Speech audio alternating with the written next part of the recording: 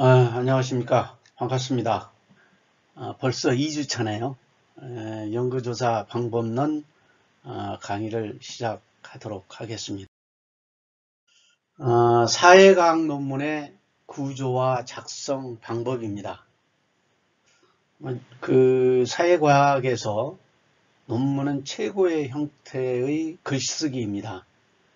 논문 쓰기는 스스로 연구해서 전문적이고 독창적인 결론을 도출해서 설득력 있게 제시함으로써 진리에 한 걸음 더 다가가는 그러한 작업이다. 이렇게 말씀드릴 수 있습니다.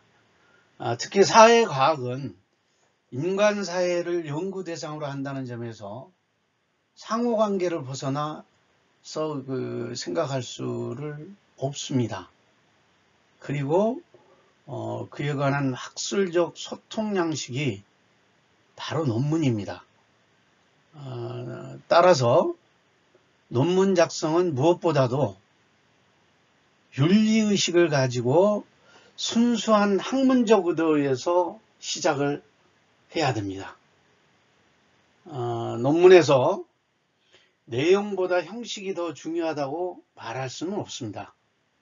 그러나 내용이 아무리 좋아도 일정한 형식을 갖추지 못하면 그것은 학술적 성과를 표출할 수가 없습니다.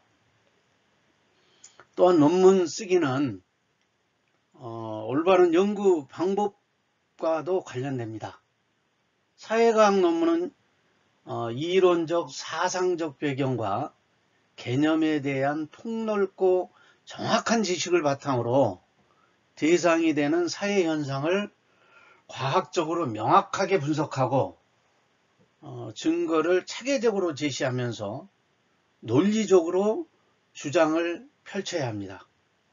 그리고 객관적인 태도를 가지고 모호하거나 또 증명이 불가능하고 개인적인 선입견, 개인적인 편견, 어떤 감정 이런 부분은 철저히 경계해야 됩니다. 그래서 논문은 창의성을 바탕으로 해서 자신의 주장과 사상과 내가 발명한 것 그리고 발명의 내용이 참신성을 가지고 그것을 객관적으로 입증하는 것이 필수적입니다. 그래서 논리적 사고와 짜임새, 처음부터 끝까지 일관성이 있어야 합니다. 그래서 논문 쓰기를 제대로 익힐 때 이와 같이 과학적이고 논리적 연구 수행도 가능한 것입니다. 그러나 논문을 작성을 하다 보면은 작성 과정에 의도치 않게 변형이 될 수도 있습니다. 따라서 이런 변형을 바로 잡기 위해서는 다른 연구자들과 학문적인 교류를 통해서 보완을 할 수가 있습니다. 네, 다음. 네. 경험 연구는 그 시스템이나 이론 등을 고려하기 전에 우선 그 일반 사람들이 실제로 겪어 얻은 지식에 의존해서 연구하는 그런 방법으로 이 방법은 아마 주로 고찰이 실험 등에 의해서 실증적으로 검증되는 과정을 거쳐서 철저하게 데이터 기반의 연구하는 방법입니다. 그래서 실증 연구라고도 하죠. 가설을 세우고 그에 맞는 실험이나 관찰을 통해서 증거 수집 이후에 가설을 검증하는 단계를 꼭 거칩니다. 비교적 정확하게 검증을 하기 때문에 과학 분야에서 주로 선호하는 방식으로 조사, 통계 방법 등이 있습니다. 그래서 연구 과정의 각 단계를 반영하면 주요 구성은 서론, 방법, 결과, 논의 등으로 구성이 되고요.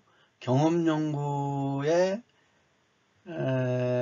그 대표적인 그 예시의 논문들을 보면은 예를 들어서 R&D 투자의 기업 총 소요 생성 재고 효과, 한일 간의 비교 연구, 이런 부분 논문들, 자료 포락 분석을 활용한 국가연구개발사업의 효율적 분석, 이런 부분이 철저한 경험을 데이터를 기반으로 해서 검증을 거쳐서 연구하였던 그런 논문들입니다. 다음은 문헌적 고찰입니다. 문헌적 고찰은 문헌적 고찰 및 그 메타 분석 논문 작성을 위해서는 아이디어, 그 다음에 핵심 질문을 정한 후에 동일한 기존 연구가 있는 또는 어디까지가 연구되었는지 이런 부분들을 연구 동향을 파악하기 위한 선행연구조사가 필수입니다. 그래서 동일한 주제의 최신의 문헌 고찰이 메타 논문이 있는 경우에는 새로운 연구로 전환할 것을 권유드립니다. 왜냐하면 이미 동일한 연구 주제와 연구 동향 등이 쭉 있는데도 불구하고 제가 논문을 쓰고자 하시는 분이 자료 수집 등등을 했을 경우에는 본인한테 새로운 양식을 제공할지는 모르나 논문의 가치로서는 질이 떨어지죠. 그래서 이런 경우에는 굳이 꼭 써야 된다면 기존 연구를 활용해서 연구 데이터를 진행을 하든지 기존에 썼던 연구와 다르게 핵심 질문을 좀 변형을 해가지고 재정의하는 그런 방법들이 있습니다. 그래서 선행 연구들을 이렇게 해서 독자들에게 연구 상태를 좀 알리고 또 문헌상의 관계 모순점 차이나 불일치를 찾아내고 문제 해결에 있어서 다음 단계를 제안할 수 있도록 문헌 고찰이 꼭 필요합니다. 다음 논문의 종류입니다. 논문에는 이론 논문, 방법 논문, 사례 논문, 등들 또 학술 논문, 학위 논문 등등을 볼 수가 있겠죠. 그래서 그 이론 논문은 이론 논문의 목적은 저자가 현재 관심 분야의 이론적 연구를 촉진하기 위해서 현재 출판된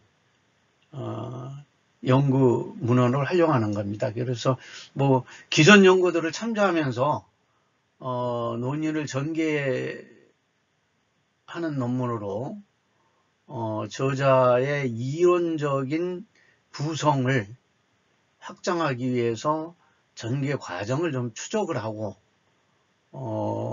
기존 이론을 분석해서 비교 우위를 입증하는 그런 논문이 이론 논문입니다. 그래서 예시로 보시면은 간호사의 직장 내 괴롭힘 경험에 관한 근거 이론 연구 등등 이런 논문이 이론 논문에 해당되겠습니다. 다음은 이론 논문에 이어서 방법 논문입니다. 이 방법 논문 새로운 방법론적 접근, 기존의 어떤 방법의 수정 또는 양적 데이터에 대한 논의를 목적으로 하고 있습니다.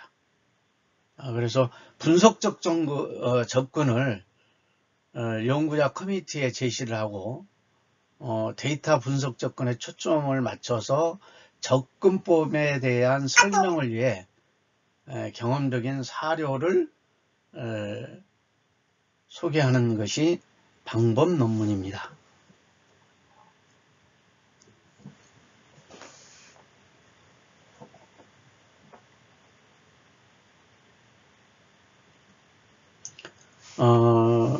예시된 논문으로는 네트워크 분석을 위한 기술 표준화 방법 연구, 특허 정보를 활용한 산업 융합성 평가 방법론 등등이 있겠습니다.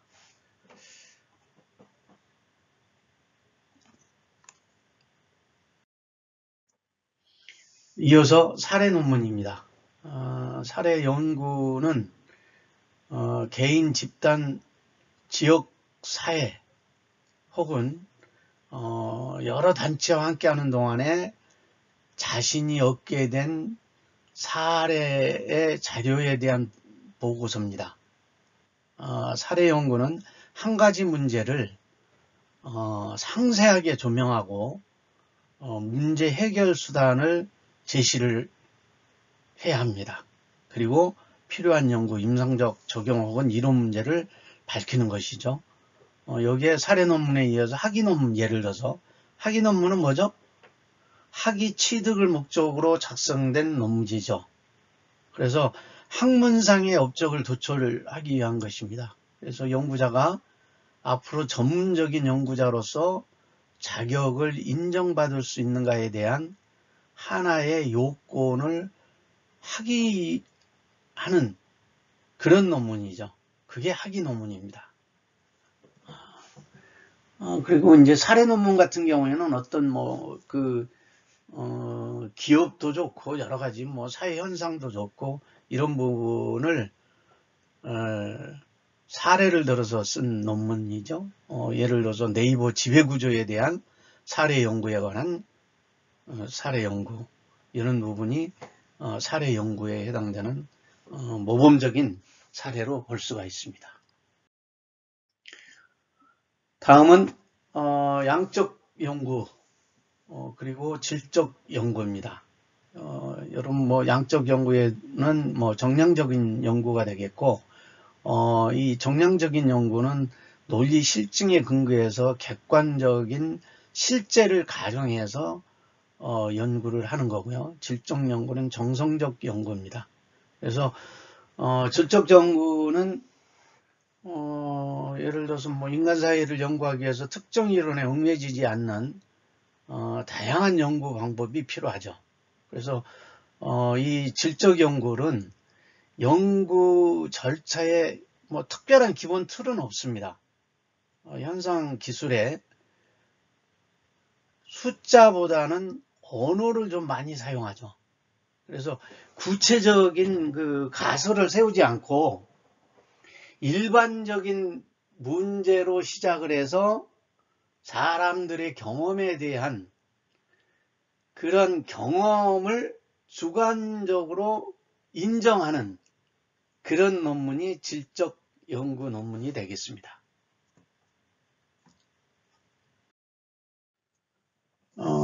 다음은 앞서 말씀드렸던 양적 연구와 질적 연구의 논문의 그 연구 어떤 그 형식입니다.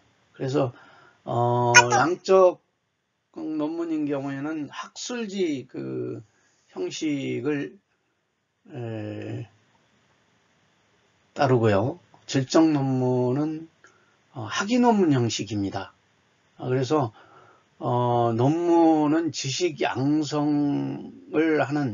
양성하는 하나의 도구죠. 따라서 일정한 양식에 따라서 검증 방법을 갖추고 있습니다. 그리고 그 검증 방법에 따라서 적절한 체계에 맞추어서 연구 결과를 제시하면 됩니다. 그래서 연구한 사실을 다른 사람에게 알리고자 하는데 그런 그 목적이 있기 때문에 논문 작성자의 비평과 평가에 의해서 내용적인 가치가 진술되고 인정되는 것입니다. 따라서 일정한 양식과 틀을 가지고 쓰면은 타인이 이해하기 쉽고 논리적으로 정리하기가 쉽죠. 그래서 보면은 그 양식이 질적 연구 양식과 양적 연구 양식이 확연히 좀 다르죠. 좀 비슷하지만 다릅니다.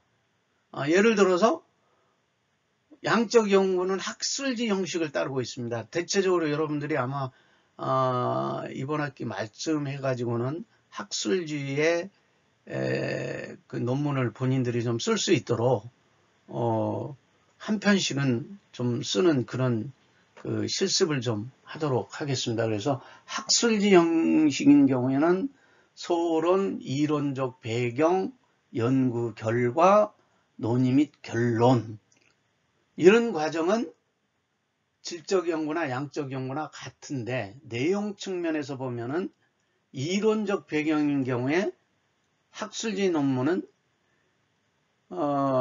그 연구 방법에서도 뭐 가설이니 연구 대상 및 자료 수집 방법, 그 다음에 측정 도구, 분석 방법 및 절차 등이 학위 논문인 질적 연구에 비해서 확연히 많이 부족한 부분이 많습니다. 그래서 이론적 배경 다음에 연구 방법을 이렇게 보시면은 연구 방법에서는 학술지 논문 형식인 양적 논문에 비해서 학위 논문에서는 설계가 있고 연구 대상이 있고 연구자의 역할과 윤리가 있습니다. 그리고 자료 수집에 대한 절차 방법도 양적 논문에 대해서 비해 수집하는 리코딩 절차나 분석 방법이 디테일하고 논리적으로 가야 됩니다. 그래서 이런 부분이 좀 많이 차이가 납니다. 그래서 그 참고문헌 같은 경우도 가정을 해서 학술지 논문은 그 초록에 해당되는 그런 부분들만 명기를 하면 되지만 논문에서는 설문지나 이런 부분들도 첨부로 들어가야 됩니다. 그래서 논문은 다른 부분이 없습니다. 그 학위 논문도 그렇고 학술지 논문도 그렇지만 많은 연습이 필요하다. 이렇게 정리했습니다. 다음은 양적 연구와 질적 연구에 대한 세부적인 내용들입니다. 그래서 양적 연구는 계량적이고 축소주의적이죠. 결과 지향적이고, 그러나 질적 연구에서는 확장주의죠. 이 논문을 쓰고 나서 다음 논문을 또 쓸 수 있는 여지를 남겨둬야 됩니다. 그리고 양적에서는 결과지향적이지만 질적 연구는 과정지향적입니다. 과정이 매우 중요하죠. 어떤 방법으로 검증을 했는지. 그리고 예를 들어서 양적 연구에서는 조사가 객관적으로 수행이 되면 되지만, 객관성을 가지고 있으면 되지만, 질적 연구는 통제되지 않는 자연 상태에서 주관적으로 수행을 해야 됩니다. 연구를 하는데, 조사를 하는데 통제되면 안 되죠. 통제되지 않는 자연 그 상태 그대로 주관적으로 수행을 하시면 되고요. 예를 들어서 양적 연구에서는 설문지도 뭐 10분 내에 뭐 아니면 한 달 이내 어떤 기간이 있습니다. 기간을 정하지만 질적 연구에서는 이내가 아닌 이상이죠. 예를 들어서 뭐 30분 이상 아니면은 한 달 이상 관찰이나 의미 현상 탐색이 질적 연구의 방법입니다. 그리고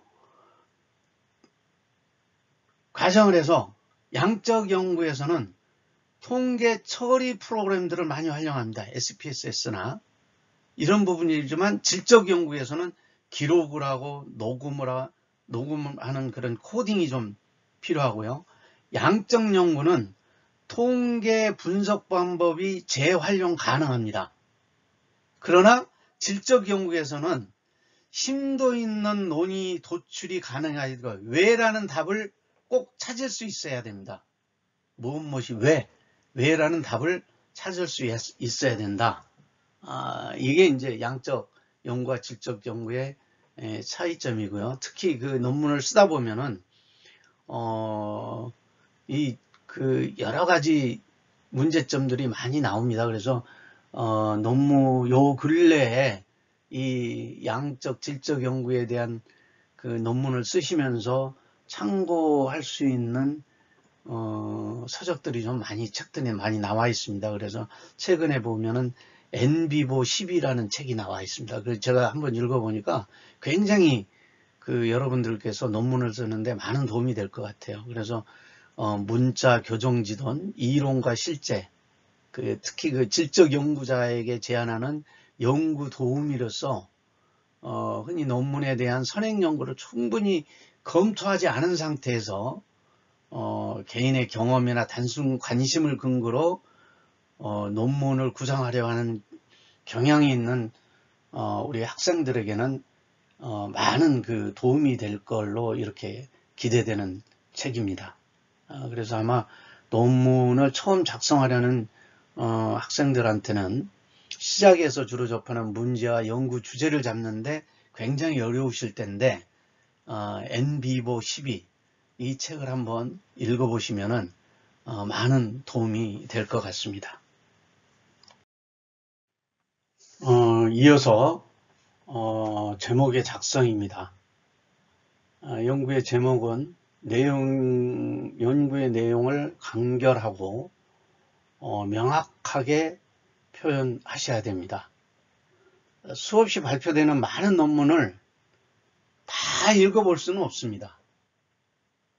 연구자들은 일단 논문의 제목을 보고 읽을지를 결정을 하죠. 논문 제목이 연구 내용을 잘 대변할 수 있도록 제목을 작성하셔야 됩니다. 그래서 주제나 내용 면에서 학술적으로 더 높은 가치를 추구하고 형식적인 제약과 연구 틀 속에서 체계적으로 구성하기 위해서는 연구 주제와 관련된 선행 연구들을 먼저 연구하셔야 됩니다. 그리고 통계적으로 일반화되어 있는지를 꼭 확인하셔야 됩니다. 그래서 연구활동은 새로운 발상이나 연구 진전 시에는 기록하는 습관이 필수적입니다. 여러분께서는 어떤 논문을 보더라도 필사하는 연습을 필히 하셔야 됩니다. 그래서 선행연구 결과를 검색하다 보면은 뭐 새로운 아이디어도 떠오르고 또 논문을 쓰고 싶은 욕망이 용서슴쳐 올라옵니다. 이 논문보다는 내가 요거를 조금 더 바꿔서 새로운 아이디어와 창의성 있게 써야겠다라는 그런 생각들이 막 드실 겁니다. 그래서 하나의 연구를 두고 같은 그 하나의 연구를 두고 두 저자가 싸우는 그런 모습들을 볼 수가 있죠. 그럴 때 야, 니네 싸우지 마. 나는 내가 이렇게 하니까 이렇게 되더라. 둘 다를 평정을 딱 하고 연구 제목을 거기에 걸맞게 딱 쓰시면은 새로운 연구에 대박을 칠 수 있는 거죠. 그래서 연구 논문 자체는 특히 제목을 쓰실 때는 15에서 30자 정도로 해서 연구의 초점이 흐려지지 않도록 작성을 하셔야 됩니다. 그리고 가치 중립적인 단어를 사용하셔야 돼요. 간혹 뭐 축약을 하거나 속어 등을 쓰는 그 논문들이 있는데 그건 이제 처음 그 제목을 잡아가지고 오실 때 보면은 축약을 써가지고 오는 경우들이 있습니다. 그래서 그런 부분은 절대적으로 안 된다. 논문은 속어나 축약은 되지 않고 가치 중립적인 단어를 사용해서 15에서 30자 이내로 제목을 쓰시는 게 좋겠다. 이렇게 보시면 되겠습니다. 제목 작성 예시입니다. 뭐 여러분들 보시면은 이제 그 많은 논문들을 좀 좁혀 보시면은 이 논문이 그 어떤 연구인지 예측이 가능하죠. 제목만 착 보면은. 그런데 이제 특히 좋지 않은 논문들 같은 경우에는 특히 이제 공학 논문들 중에서도 보면은 특정 기업에 대한 부분을 가지고 아니면 특정 회사의 프로세스를 논문으로 쓰는 경우가 있는데 이런 경우에는 논문의 가치가 떨어집니다. 그래서 여러분들이 논문을 쓰실 때 특정 회사의 프로세스를 내부 프로세스를 가지고 논문을 쓰시려고 제목을 지금 잡고 계신다면은 이 부분은 일찍 접으시고 다른 부분으로 이렇게 연구를 하시는 게 좋을 것 같습니다. 특히 이제 공학 쪽에서는 특정해서 프로세스를 논문으로 당당하게 써내더라도 사회과학 분야에서는 용납이 안 되죠. 아니 그렇게 해서 그 내용 자체가 다른 회사에서도 다른 회사에 똑같이 접목을 했을 때 과연 동일한 내용이 동일한 성과가 나오겠느냐 이렇게 볼 수가 있습니다. 그래서 여러분께서는 특정 회사의 프로세스를 논문으로는 잡지 말아라. 그리고 이제 좋은 예죠. 제목에 특허 네트워크 분석 방법을 통한 기업의 기술력, 협력이 성과에 미치는 영향 분석. 굉장히 객관적이죠. 그래서 이런 부분이 좋고요. 특히 이제 약어 같은 경우에 무슨 내용인지 모르죠. 왕왕 그런 거죠. 여러분들은 MVNO 도대체 MVNO가 뭡니까? 그러나 이걸 이제 그 약어를 쓰지 않고 그대로 쓴다라면은 망임대 사업자 바로 알 수가 있겠죠. 네. 그래서 여러분들께서 보시면은 보고서는 이제 논문을 쓰시면은 논문에는 대체적으로 문어체를 보고서는 문어체를 많이 쓰죠. 그래서 좋은 논문은 많이 읽고 문장을 남들이 잘 알아들 수 있도록 쓰셔야 됩니다. 연구 제목만 보면은 어떤 연구인지 알 수 있듯이 문장만 보면은 속속 들어오는 논문들이 있습니다. 그래서 내가 논문을 잘 쓰려면은 여러분들께서는 이런 문장을 남들이 잘 알아들 수 있도록 자꾸 연습을 하셔야 돼요. 그래서 다른 사람의 논문을 많이 읽고 모방을 해보는 거죠. 그 사람이 썼던 내용을 자꾸 써보면 그것이 나중에 내거화돼서 논문을 쓰실 때 자연스러운 그런 논문들이 많이 나올 수가 있습니다.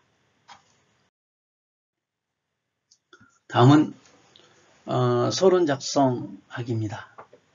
논문의 서론 가장 중요하죠. 들어가는 말이죠. 들어가는 말. 그래서 연구 분야의 주제와 범위가 들어가고 그리고 선행연구 동향, 그 다음에 선행연구의 한계점, 분석 결과, 해당 분야의 기존 연구의 한계와 미비점, 왜 필요한지를 제시를 하셔야 됩니다. 논문을 왜 쓰는지 이런 부분이 서론 부분에 나올 수 있도록 이렇게 하시면 될 것 같습니다. 그리고 연구 문제 도출, 용어의 정의, 연구자가 가진 문제의식, 연구의 필요성을 강조하시고요. 해당 분야에서 연구 문제가 왜 중요하고 흥미로운지 이론적으로 실제적으로 시사점을 제시를 하셔야 됩니다. 그래서 연구 논문은 새로운 발상이다. 새로운 발상은 어디서 나온다? 생활 속에서 나온다. 생활 속에서 나온다. 그래서 연구 논문은 새로운 생활 속에서 여러분들이 생활하는 주변에서 새로운 연구가 창의성 있는 논문이 나올 수가 있습니다.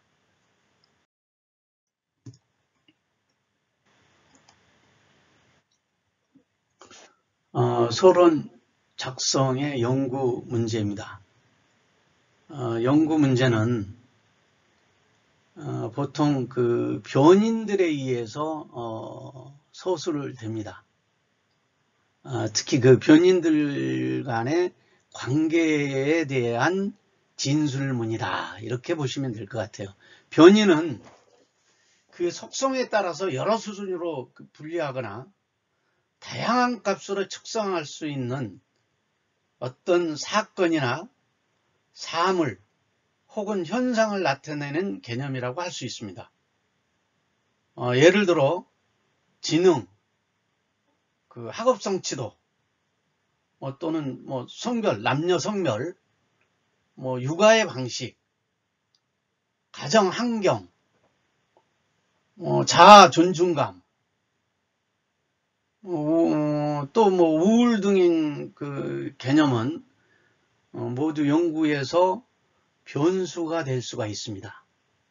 연구를 할 때 연구자는 이런 그 각각의 변인들의 속성이나 특징에 따라서 다양한 값을 부여하거나 여러 개의 하위 수준으로 나눈 것이 보통입니다. 그래서 한 변인을 범주하에서 하위 수준으로 세분할 때 연구자가 동질성이나 상호 배타성, 포괄성의 원칙을 꼭 따라야 됩니다. 그래서 연구 문제는 단순한 호기심하고 이게 다른 것은 연구 문제 추출 과정이 아주 학문적이고 논리적이고 경험적이라는 데 있습니다. 굉장히 논리적이어야 합니다. 이런데 연구 문제가 있다, 이렇게 정의를 하겠습니다. 다음은 이론적 배경의 선행연구 분석입니다. 선행연구 분석은 여러분이 논문을 쓰시면서 굉장히 중요한 부분입니다. 그 서론에서 연구자가 연구 배경 및 목적을 논리적이고 명확하게 밝혔다면 다음 장에서는 이론 배경을 작성해 주셔야 됩니다. 그래서 이론적 배경은 앞서 연구된 수많은 선행 연구들을 정리하고 개념화하는 그런 작업입니다. 선행 연구를 고찰해서 정리한다는 것은 매우 중요한 작업이죠. 먼저 연구 주제에 맞는 이론들, 그리고 선행 연구들을 바탕으로 해서 내 논문에 맞게 이론을 재정리해야 됩니다.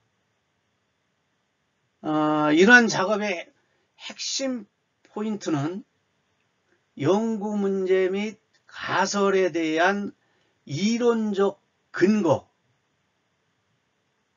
힌트라고 할 수 있겠죠. 이것을 찾기 위한 하나의 과정이다. 내가 연구하고자 하는 이론에 대해서 많이 찾아보고 또 깊은 지식을 바탕으로 해서 연구 문제와 가설을 설정했다는 것을 밝혀야 됩니다.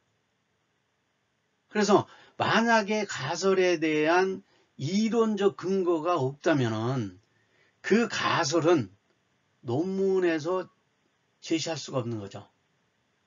즉 모든 논문들은 기존의 이론들을 바탕으로 출발해서 연구를 진행한 다음에 기존의 이론을 바탕으로 새로운 이론을 성립하는 것입니다. 그러기 위해서는 기존 논문들의 개념이나 중요성, 연구 방법, 연구 결과들을 아는 것이 매우 중요합니다. 이런 내용들을 모두 이론적 배경에 정리해서 작성을 해 주셔야 되는 거죠. 그러기 위해서는 논문의 주제와 관련된 수많은 선행 연구들을 읽어보셔야 됩니다. 어떤 분들은 뭐 이런 얘기를 하시더라고요. 선행적 연구 속에서 이론적 배경은, 이론적인 그런 배경을 그냥 짜집기 한다, 이렇게 표현을 하시는데, 이 부분은 잘못된 부분입니다. 내가 내 논문 주제와 관련된 수많은 선행 연구를 읽어보고 정리해서 연구 가설을 도출했습니다. 그 내용이 내 논문의 이론적 배경에 모두 있다라고 밝히는 것이 이론적 배경의 목적입니다. 그런데 자신의 의견보다 선행 연구들의 내용만을 주로 정리하고 하다가 보니까, 뭐 선행 연구들 내용을 막 정리를 하다 보니까 연구자의 의견은 없습니다. 선행 연구들이 내용들이냐? 그러다 보니까 그냥 이건 짜집기가 아니냐, 남이 해놓은 것 갖다 짜져보서 이렇게 정리한 거 아니냐, 이렇게 생각하신 분들은 연구 방법론을 제대로 알지 못하고 말씀하신 분들이에요. 물론 이론적 배경에서도 선행 연구들을 정리하고 개념하는 작업에 자신의 의견을 일부분은 첨부해서 논리를 펼쳐야 하긴 합니다. 이러한 작업은 많은 논문을 읽다 보면은 자연스럽게 이해하실 수 있습니다. 왜냐하면은 논문을 구성하는 진행 방법이 거의 다 비슷해요. 왜? 논문은 툴에 의해서, 그 툴에 의해서 맞춰 나가는 거잖아요. 툴에 의해서 쓰기 때문에 진행 방법이 모든 논문이 다 비슷합니다. 정리하면은 이론적 배경을 작성할 때는 논문 작성자가 자신의 주제에 맞는 이론들을 정리해서 개념화하고 통합하고 세분화시키고 선행 연구 분석 결과를 바탕으로 한 이론적 근거를 제시해서 연구 문제와 가설 지지 여부를 제시해 주셔야 됩니다. 따라서 한마디로 요약을 하자면은 이론적 배경은 자신의 연구 주제와 관련된 선행 연구의 이론들을 정리하고 이를 바탕으로 해서 힌트를 얻어서 연구 가설을 도출하는 작업이라고 볼 수가 있습니다. 그래서 선행 연구에는 단순한 결과를 나열하고 지향하는 것보다는 연구자의 언어를 재구성하는 걸로 재가공을 한다라고 이렇게 보시고 쓰시면 될 것 같습니다. 다음은 연구 모형입니다. 변인 간의 관계를 도식화하고 연구 문제의 도식화다, 이렇게 표현을 했습니다. 그런데 뭐 선행 연구 분석을 통한 연구자의 연구 가설이 드러난다 등등 이렇게 표현되어 있습니다. 여러분들은 표현되는데, 한마디로 말하면 논문에서 연구 모형은 건축물을 지을 때 설계도가 있어야죠. 설계도 없이 건축물을 지을 수가 없죠. 논문도 마찬가지로 설계도가 있어야죠. 그 설계도가 연구 모형이다. 즉 연구 모형은 설계도와 같다라고 보시면 될 것 같습니다. 그래서 논문의 연구 모형과 가설을 보면은 연구 논문의 내용을 아주 쉽게 파악할 수 있기 때문입니다. 여러분들께서 건축물을 보실 때 설계서도를 보면 어때요? 이 건축물에 어디에는 뭐가 있고 그 내용은 자재는 뭐를 썼고 공간은 주방은 몇 평이고 거실은 몇 평이다 등등등등 모든 거를 설계도만 보면 알 수 있죠. 따라서 연구도 연구 모형만 보면은 연구 논문의 내용을 다 볼 수가 있습니다. 그래서 연구 모형을 잘 만드는 방법은 선행연구 논문의 측정 도구나 연구 모형 등을 분석을 해서 모방하는 것이죠. 그래서 선행연구가 굉장히 중요합니다. 여러분들이 선행연구를 많이 하시는 이유 중에 하나가 그 선행연구를 많이 하시다 보면은 논문별로 어떤 논문의 측정 도구를 썼고 연구 모형은 어떤 연구 모형을 썼더라는 것을 분석하고 내가 또 그걸 모방을 하면은 되는 것이죠.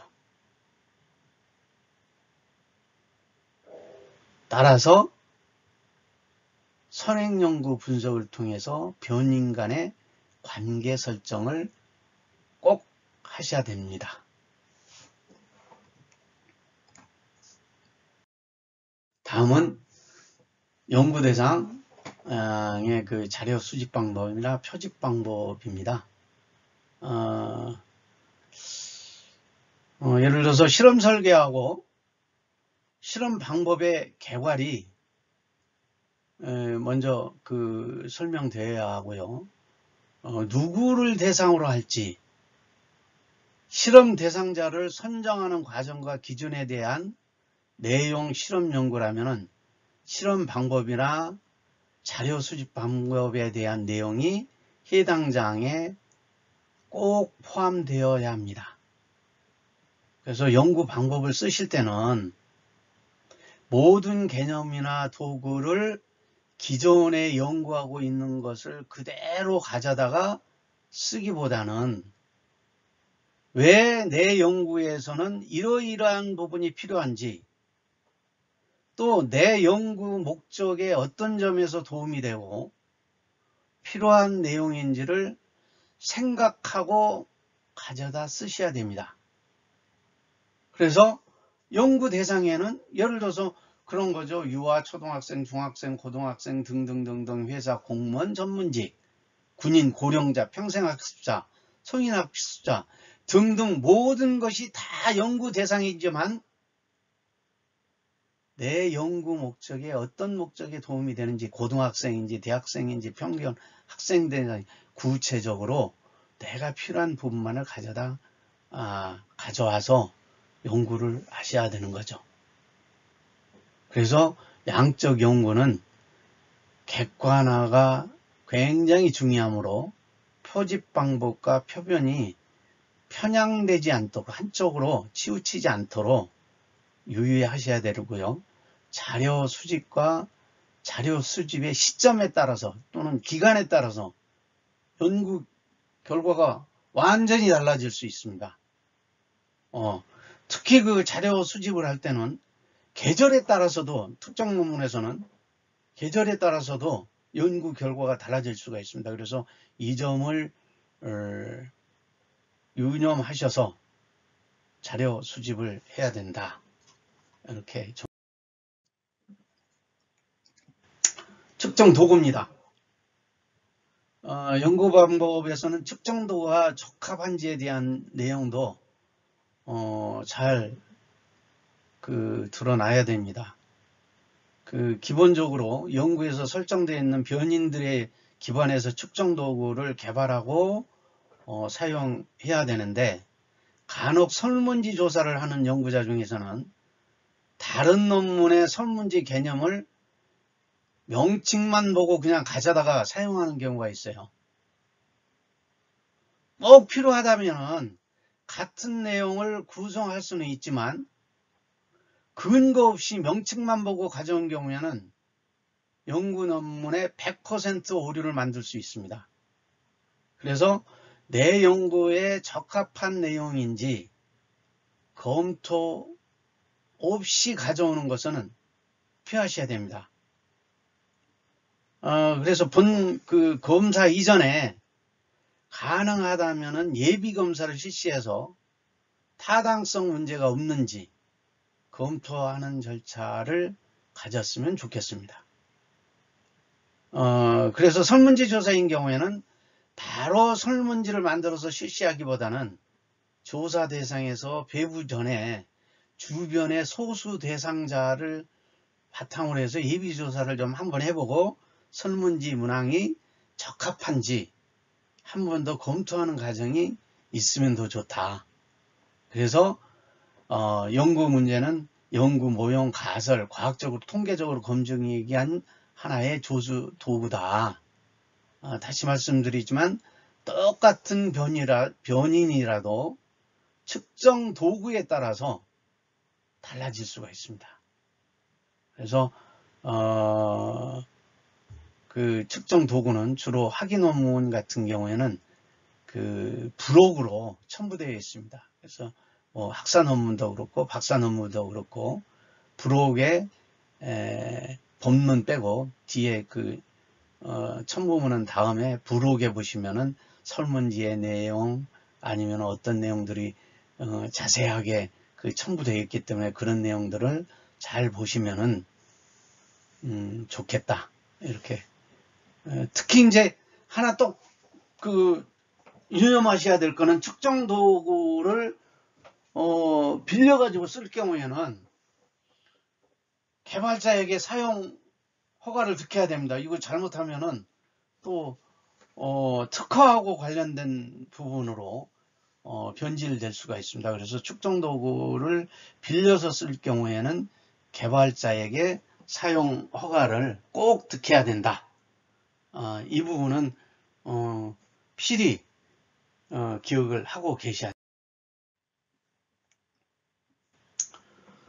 됩니다. 다음은 연구 방법입니다.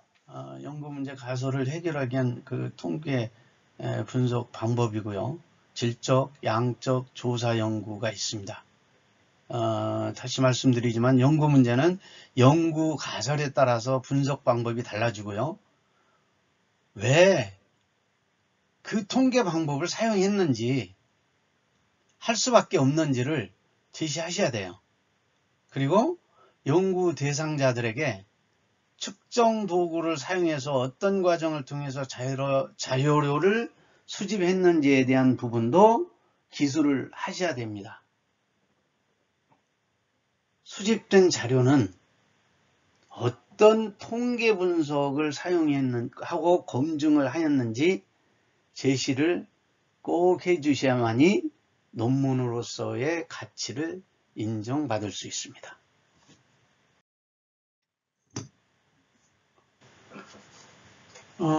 연구 결과입니다. 연구 결과는 통계 분석 결과를 주어진 가설 순서에 따라서 제시를 해주시면 되고요. 통계 수치는 팩트를 위주로 해서 드라이하게 작성을 해주셔야 됩니다.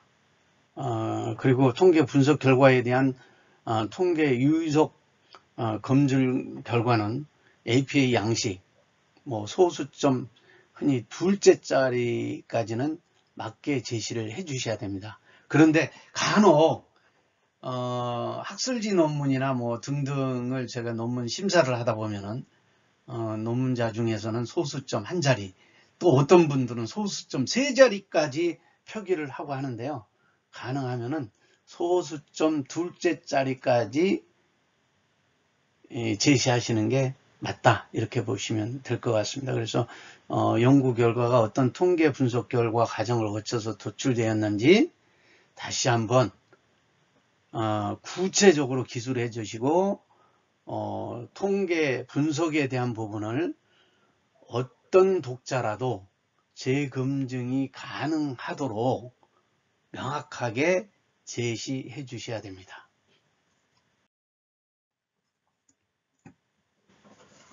결론입니다.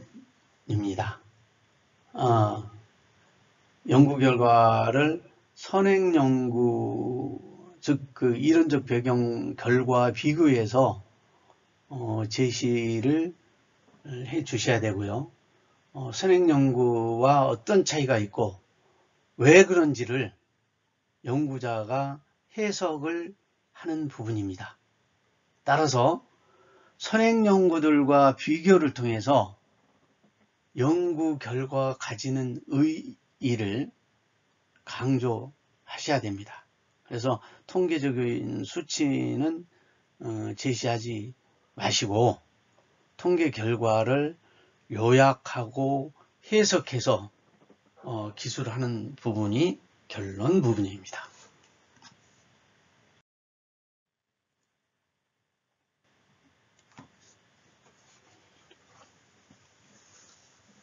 결론은 요약, 결론, 시사점, 연구의 한계점, 후속 연구를 위한 제안 등으로 이루어지는 거고요. 시사점은 연구 결과 논의를 정리해서 학문적,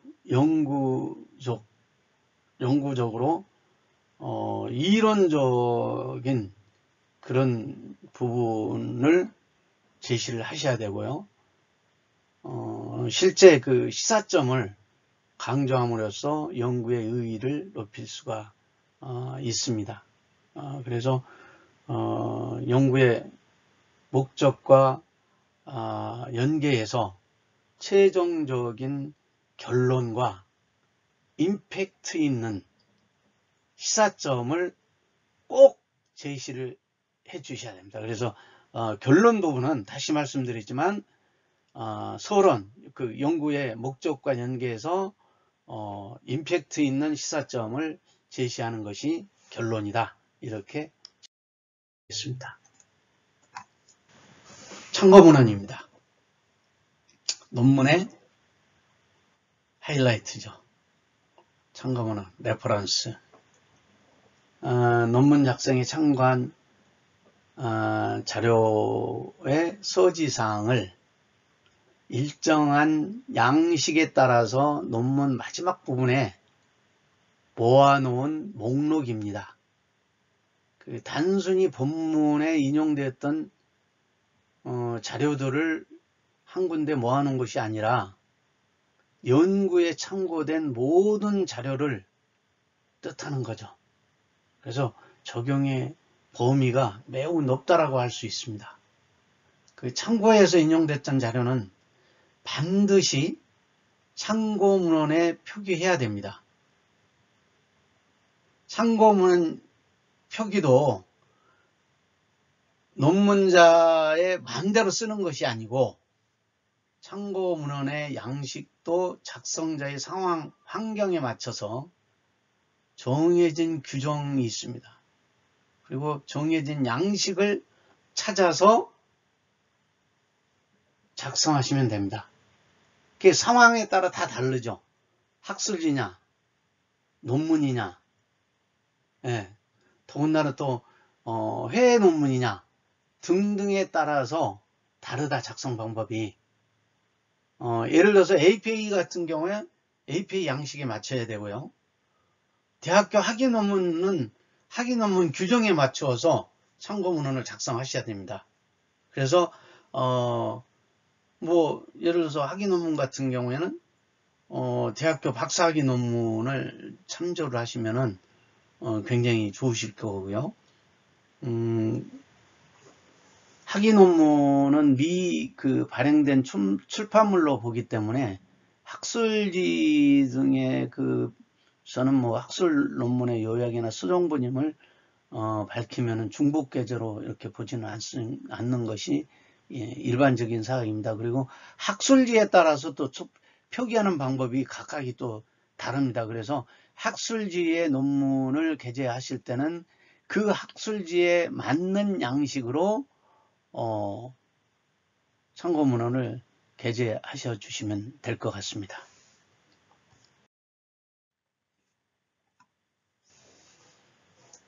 이어서 연구를 위한 정보 수집과 서지 관리 도구 활용입니다.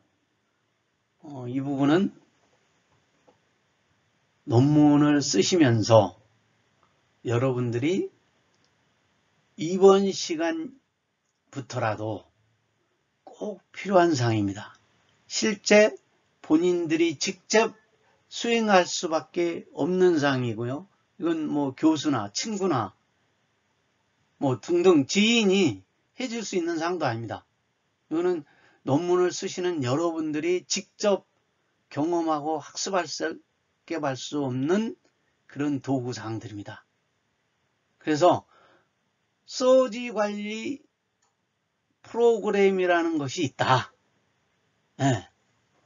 여러분들께서 학술적인 문서를 작성할 때 적절하게 기존 문헌을 어떻게 인용할 것인지 하였는지를 포함을 해야 되는데 이런 부분들을 어떻게 표기할 것이냐.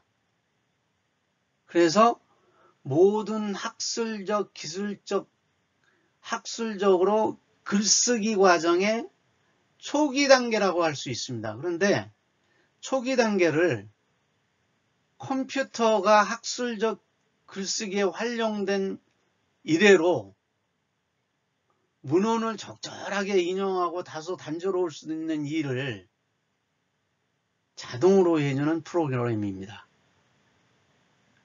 예전에 제가 그 학위 논문을 쓸 때만 해도 이런 그 서지 관리 도구가 없었습니다. 그래서 서지 관리 도구가 없어서 전체를 다 노트에다 필사를 하고 이렇게 했었죠. 그런데 지금은 어때요? 이런 그 단조로울 수밖에 없는 이런 일들을 서지 관리 프로그램이라는 놈이 자동으로 해주는 거죠. 그래서 학교를 다니시면서 학위를 받기 위해서 최소 한 번은 학술 논문 형식의 글을 써야 되는데 사전에 이런 프로그램 하는 정도를 알아두는 것이 매우 좋다.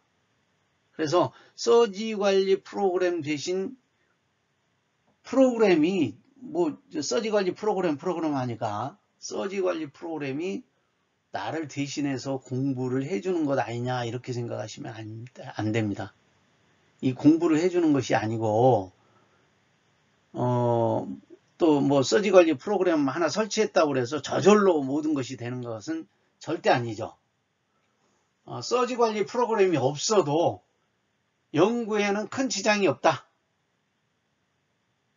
그러나 지적인 장난감 정도 하나가 있다. 이 정도 알아두시면 좋죠. 그리고 이제 이 서지 관리 프로그램은 우리 학교 교내에 언제 어디서나 인터넷으로 접속이 가능하죠. 그리고 접속을 통해서 각종 전자저널이나 웹DB에서 검색한 레퍼런스를 네트워크에 저장해서 편리하게 사용할 수가 있습니다. 그래서 하나 정도는 여러분들이 서지 관리 프로그램을 가지고 논문을 작성하실 때 활용하시면 많은 도움이 되실 겁니다. 논문 작성의 흐름입니다. 그 문헌 연구는 논문 작성에 있어서 연구 결과물의 방향과 질을 결정하는 데 가장 핵심적인 연구 활동입니다. 그래서 효과적인 그 문헌 연구 수행이 매우 중요합니다. 그래서 탐색 과정에서는 연구의 질문이 있고 문헌 연구가 있고 이론이 있는데 문헌 연구는 매우 중요한 방법이다. 그래서 문헌 연구에서는 아까 말씀드렸던 설계 있죠. 설계 조작과 연구 방법이 있고 표준 연구 방법을 하고 난 다음에는 실행을 해야겠죠. 그래서 연구 제안 예비 검사 끝나고 나면 자료 수집을 하고 수집된 자료를 분석을 하고 연구 보고서를 작성을 하는 과정입니다. 그래서 검사가 있고 수집을 하고 분석을 하고 보고서를 작성을 한다. 이런 절차 아시면 될 것 같습니다. 논문의 주제 선정에서 이론적, 학문적, 연구적, 이론적인 이런 그 논문과 실제적인 논문에는 뭐 정책적인 부분, 실무적인 부분들이 있죠. 그러나 논문은 장황하게 종합적인 것이 아니죠.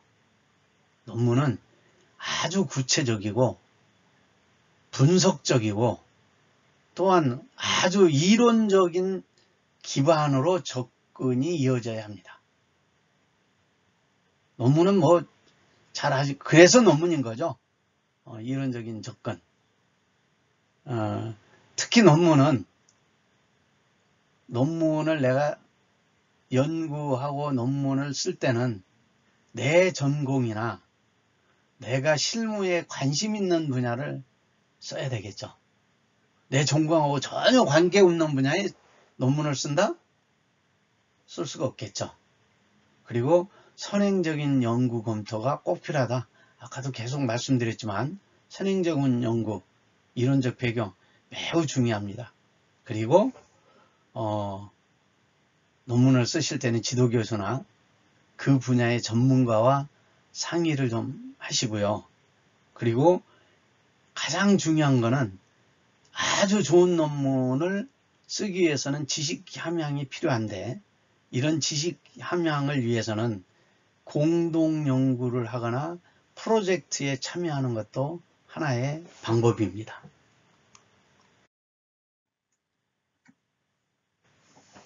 선행연구의 필요성. 선행연구의 필요성은 이미 설명을 했기 때문에 간단히 요약하고 다음 장으로 넘어가도록 하겠습니다. 그래서 선행연구는 연구 방법에 대한 정보 획득, 자료 분석 방법에 대한 정보 획득 등등등등으로 정리하고 넘어가도록 하겠습니다. 다음은 문헌 검색입니다. 이게 문헌 검색을 뭐 교과서가 됐든 단행본이 됐든 학술대 자료집이 됐든 이런 부분에서 검색도 할 수 있지만 그 학위 논문지나 학술지에 대한 논문 검색 사이트로 활용하시는 게 좋다. 특히 그 학술 검색 같은 경우에는 구글 스칼라를 이용하시면은 매우 좋은 논문들을 많이 접할 수가 있습니다.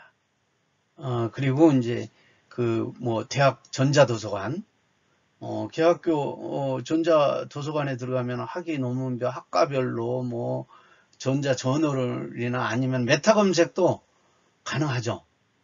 이 메타 검색이 매우 중요하기 때문에 메타 검색, 그 뭐 학교 전자도서관 같은 경우에는 아까 말씀드렸던 구글 스칼라와 연동을 해서 해외 저널이나 이런 것도 검색들이 가능합니다. 그리고 이제 그 서지 관리 도구 활용 쪽에서는 뭐 대표적인 서지 관리 등을 쭉 나열을 했는데, 지금 그 맨드레이 경우에 문헌 정보 관리하고 PDF 문서 읽기, 메모 달기, 뭐 문서 관리, 공유 기능 등을 다 지원을 하고 있습니다. 특히 그 PDF 문서 읽기가 있기 때문에 맨드레이를 이용하시면은 굉장히 많은 도움이 될 것 같습니다. 그래서 맨드레이는 1984년 그 레퍼런스 매니저가 최초로 등장을 했고요. 지원 체계에 따라서 각각 장단점이 있습니다. 2000년 초에 2000년도 초죠. 2000년 초에 웹 베이스 방식이 출현을 했죠. 그래서 스탠드 언론 방식에서 자료 공유나 여러 장소에서 작업을 지원할 수 없는 단점을 별도의 웹 베이스 서지 관리 도구를 만들어서 기존의 스탠드 언론과 연동해서 해서 장소, 공유 제한을 없앴습니다. 그래서 맨드레의 경우에는 30종이 넘는 서지 관리 도구가 있는데 제가 알기로는 다 무료입니다. 그래서 여러분들이 맞는 그런 그 서지 관리를 도구를 매우 도움이 될 것이다. 그리고 이제 다음은 이어서 맨들레이 활용입니다. 맨들레이를 이용하시면은 논문의 구성과 연계해서 논문을 분류할 수가 있습니다. 지금 그 좌측에 보시면은 국가 R&D 성과, 그래서 서론, 뭐 연구의 투자 현황 문제점, 뭐 이런 부분들을 그 분류를 좀 할 수가 있습니다. 그래서 이렇게 분류해서 전체 논문들을 한눈에 볼 수 있도록 이렇게 만들어져 있습니다. 그리고 그 맨들레이 같은 경우에는 그 100여 개 관련 논문을 하나로 다 구성해서 구성해 놓고 나서 키페이퍼와 유사성이 높은 논문 한 20여 개를 하나의 화면에 다 볼 수 있도록 이렇게 구성이 되어 있습니다. 그래서 그 중에서도 뭐 내가 알고 싶어하는 키워드를 검색할 수 있는 아주 편리한 기능을 가지고 있죠.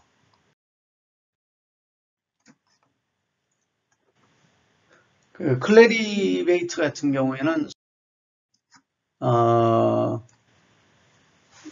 그 정보 검색을 하는데도 글로벌하게 이렇게 좀 받아볼 수 있는 그런 기능이 많이 되어 있습니다. 네. 그리고 마찬가지로 맨들레이처럼 PDF 첨부를 해서 활용을 할 수도 있고요. PDF를 첨부를 해서 확인도 하고 메모도 할 수 있는 그런 포함되어 있습니다. 그리고 특히 그 서지 정보 관리 프로그램은 참고 사이트로 몇 개가 있습니다. 그래서 이것도 한번 확인을 해 보시면 좋을 것 같고, 다음은 그 데이터 수집입니다. 데이터 수집에는 유료도 있고 무료 DB도 있습니다. 그래서 기업 정보에 관련된 것들은 나이스 정보 평가 등등 해서 한 4가지로 이렇게 사이트를 좀 활용하시면 되고요. 공공자료는 정부의 공공 데이터 포털 사이트가 있습니다. 데이터 go.kr 해서 그래서 정보 공공 데이터 포털 사이트하고 정보 출연기관을 볼 수 있는 또 사이트가 있고요. 다음은 그 특허나 이런 부분 키프리스를 특허청의 키프리스로 활용하면 매우 좋은 자료들을 수집을 할 수가 있습니다. 수집된 자료를 분석하는 방법입니다. 이 그 분석하는 방법은 수집된 자료를 활용해서 수립된 가설을 검증하기 위해서 설정된 모델에 기반해서 자료를 분석을 합니다. 그래서 뭐 SPSS, 엑셀 등 그 다양한 툴을 이용할 수가 있고요. 공개 프로그램에서 확장성이 뛰어난 R 프로그램을 고려하시면 될 것 같습니다. 그래서 데이터 관리나 통계 분석, 그래픽, 시뮬레이션, 회계 및 사용자 지정 프로그램이 포함되면 되겠습니다. 그래서 뭐 지속적으로 성장할 수 있도록 사용자 프로그램을 보급하는 시스템들도 있습니다. 그래서 뭐 가장 많이 쓰고 있는 거는 뭐 에스타타나 SPSS 이런 그 툴들을 좀 많이 쓰고 있으니까 참고하시면 될 것 같습니다. 자, 오늘도 고생 많으셨습니다. 이게 그 온라인 강의를 하다 보니까 여러분들과 질문이나 뭐 등등 에피소드를 할 수 없는 그런 단점이 있습니다. 드디어 다음 주에 여러분을 직접 뵐 수 있을 것 같습니다. 다음 주가 기대됩니다. 따라서 다음 주에 여러분들을 뵈면서 먼저 과제를 공유하도록 좀 하겠습니다.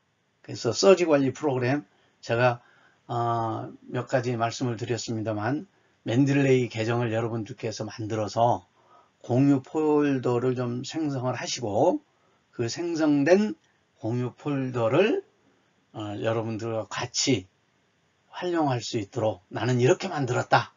이런 것들을 여러분들이 한번 직접 띄워놓고 같이 학우들과 공유하는 그런 시간을 갖도록 하기 위해서 맨들레이 계정을 좀 만들어 오시기 바랍니다. 그리고 맨들레이 계정과 함께 여러분들이 평상시에 논문을 쓰시고자 했던 분야가 있을 겁니다. 거의 뭐 제목도 생각해 놓은 분도 계실 거고, 그래서 논문을 관심 분야의 논문 제목 한 10개 정도 이렇게 받아 가지고 오시고요. 받아 오시면은 그걸 가지고 또 한번 우리가 관심 분야에 대해서 여러분들 같이 공유를 하는 그런 시간을 갖도록 하겠습니다. 그래서 그리고 아까 말씀드렸던 뭐 특허나 공공데이터 등 사이트를 직접 방문하셔서 자료도 한번 받아보시고요. 그래서 관심 분야의 뭐 특허청 사이트에서는 내가 관심의 분야인 어떠한 자료들이 있었다 이런 것들을 한번 여러분들이 같이 공유하는 그런 시간을 갖도록 하겠습니다. 그리고 뭐 그 주제 관련해서 논문 주제 관련해서 키워드나 유사 논문들 제목을 뭐 서너 개 정도 적어 오시면은 다음 강의를 하는데 많은 도움이 될 것 같습니다. 그래서 여러분들 다음 주에 꼭 뵐 수 있도록 기원하겠습니다. 여러분 고생 많으셨습니다.